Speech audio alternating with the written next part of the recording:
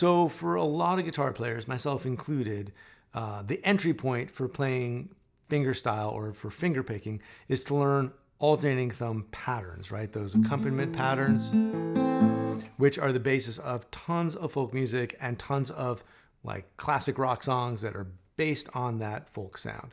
But at some point, you might want to play something that's a little groovier, a little grittier, a little bluesier. You do not have to abandon the alternating thumb idea to do that. In this lesson, I want to show you 5 steps you can go through to take an alternating thumb pattern from sounding open and folky to sounding grittier and bluesier.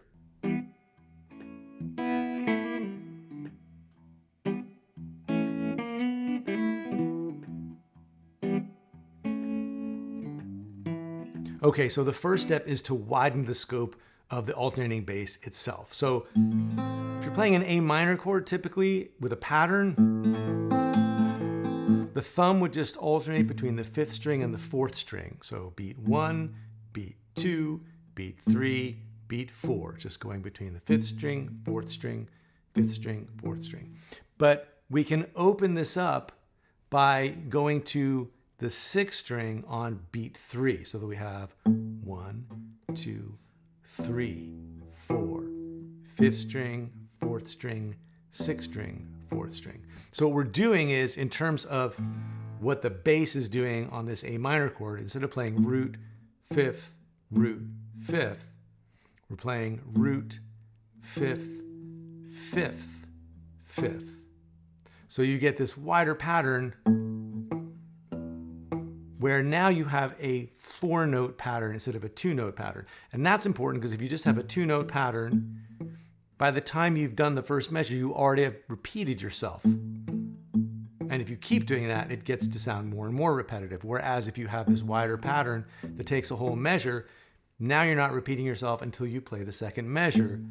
So it creates this broader feeling and creates a better foundation for what's coming next. The second step is to put emphasis on the backbeat, or on beats 2 and 4. And in order to do this, you also have to do some palm muting.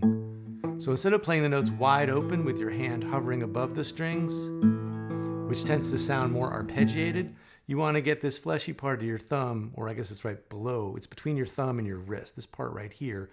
You want to rest that where the strings meet the bridge on the bottom strings. Not so far up towards the sound hole that the notes are totally dead, not so far back to the bridge that they still just ring out. You want to find that sweet spot where they're nice and dry, but they still have some body to them. It sounds like I'm talking about a wine, but I did a whole video on this just on palm muting, and you can find that. I'll put a link down below. But you want to get that sound so that you're not just letting these notes ring out. That's important, so it feels like a bass line. And then you want to put a little bit more weight on beats 2 and 4. Like just push that a little bit harder, pick it a little harder. And that gives this sort of kind of feel. And what that also does is it makes this sound more like a halftime bass, where what really starts to stand out, ironically, as you emphasize beats 2 and 4, because beats 2 and 4 are the most damped, they sound the most percussive. So what's left is the body of the 5th string and the 4th string on beats, the 5th string and the 6th string on beats 1 and 3. So you start to hear this, which again is a way of broadening the bass and making it sound like it's taking up more time with less repetition. And so your ear starts to divide this out and almost hear it like the kick and snare of, but now we've got, so we've got this whole thing built up before we even got the fingers involved. The next step is to add some syncopation in with your fingers. Now we're going to grab just the 3rd string with the index finger and the 2nd string with the middle finger. And we're going to play some 8th notes on beats 2 and 3 and in the first measure like this. And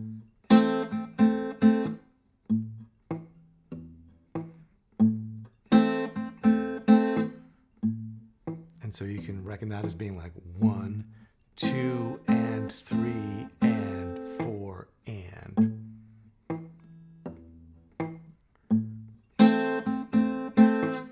That's not particularly syncopated, except that it does start on beat 2 instead of beat 1. What we're then going to do is play on the and of 4 and then the and of 1 in the next measure. So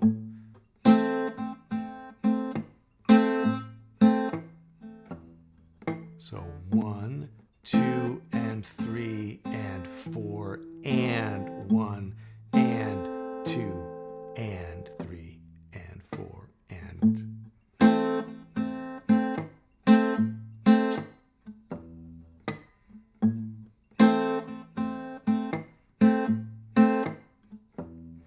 And you can relax your grip on the chord when you're done playing the actual notes, which will both cut off the chord hits that we're playing with the fingers and give you an even more damped bass on beats 2 and 4, which will reinforce that percussive backbeat, snare drum kind of quality. So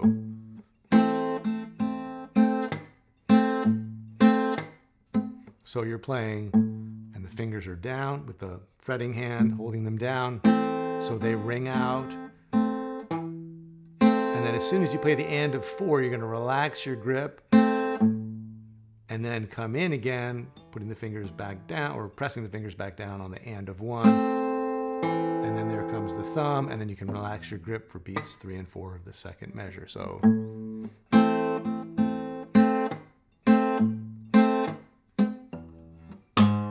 getting ahead of myself, but that's the idea. So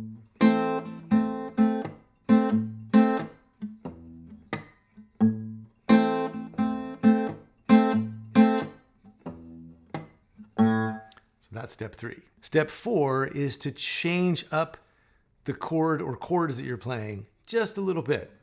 So in this case, we're going to go from this A minor with the root, 5th, root, flat 3rd, and 5th to this chord, which we can think of a couple of different ways. You could think of this as an A minor 6 chord because we've taken the 5th and raised it to the 6th here with this F sharp on the 4th string. And you can finger it this way with your pinky on the 6th, and then your middle finger on the root, and then your index on the flat 3rd.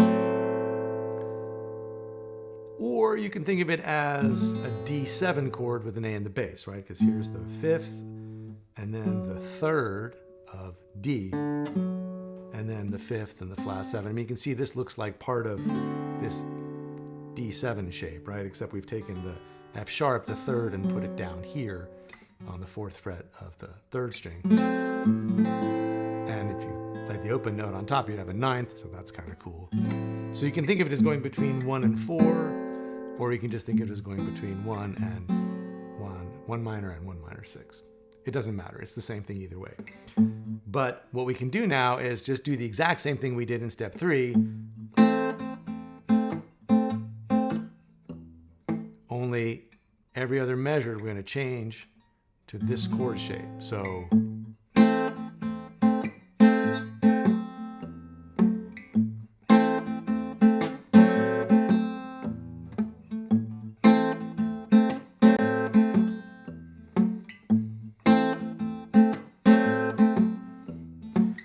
now there's a few different ways to make the most of this F sharp sound. You can just wait for the thumb to play it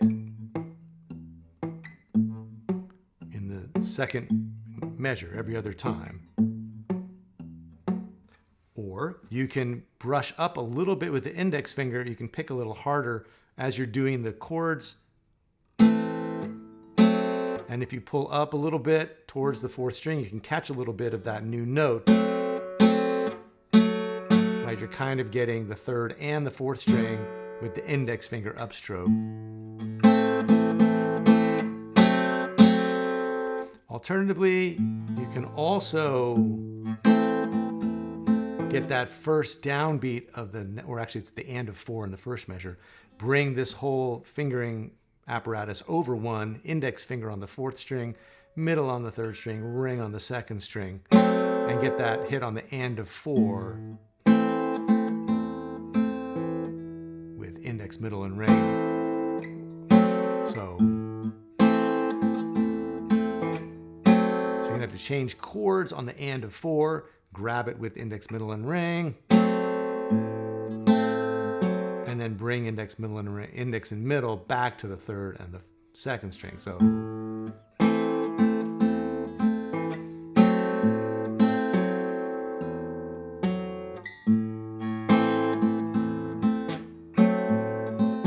all three of those are legit ways to do it. You can just experiment and see what feels best for your hand and what gets the best results for you. And the last step is to add in a little bass motion at the end of every other measure. So while the bass is going like this,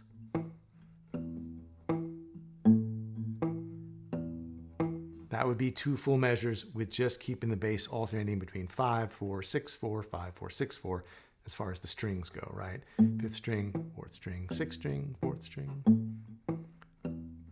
But for this last piece of the puzzle, on beat 4 of the second measure, 1, 2, 3, 4, we can play 2 notes on the 6th string in a row and walk up playing the 5th, and then this note here, which is the major 7th, on its way back to the root of A minor. It really makes it sound kind of like we're going to an E chord with the root and the third of E and then back up, which means really we've now turned this into a 3-chord progression. So 1, the 4 chord with the root and the bass, and then this walk up kind of implies we're going to the 5 chord to E.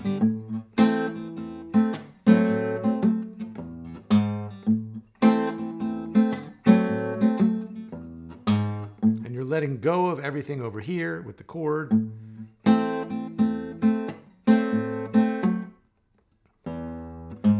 Beats 3 and 4 of the second measure. So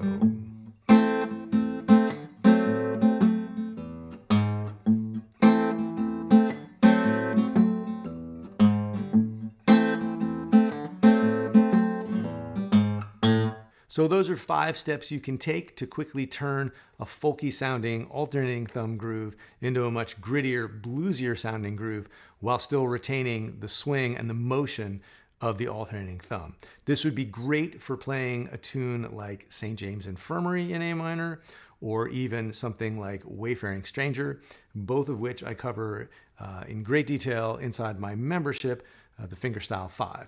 If you're interested in an ongoing way to develop your groove, start improvising, and start creating complete instrumental arrangements of the tunes that you play, I invite you to check out my membership at the link below or the link on screen.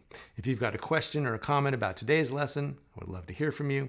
Please leave it in the comments down below. And as ever, thanks so much for watching, and I'll see you next time.